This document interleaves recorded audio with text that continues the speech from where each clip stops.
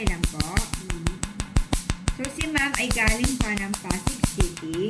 Sobrang layo ng pinanggalingan ni ma'am para magpa-treat ng kanyang melasma.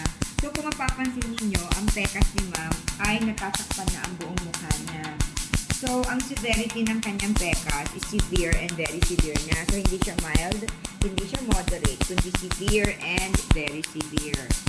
Nakikita niyo naman dyan sa kanyang buong mukha So, ito ang aming first session. Nakita niya kami sa Facebook. So, ang kinuha ni ma'am ay yung mismong package for melasma treatment in which it consists of isang intensive session ng Pico laser. Gumagamit kami ng 2 lasers in one session. And then, magdadala din siya ng kompletong produkto mamaya pag-uwi. Ang susunod na pagkikita namin ni ma'am ay after 3 weeks na. So, doon sa mga may ganitong problema ng melasma or pekas, katulad ni ma'am na severe and very severe na ang kanyang case, well, kung saan nyo napapanood itong video na ito, dito mismo sa page na ito, i-message nyo lamang kami, ako mismo ang sasagot sa inyo. Or, pwede nyo kaming tawagan or i-text sa 0925-853-4636.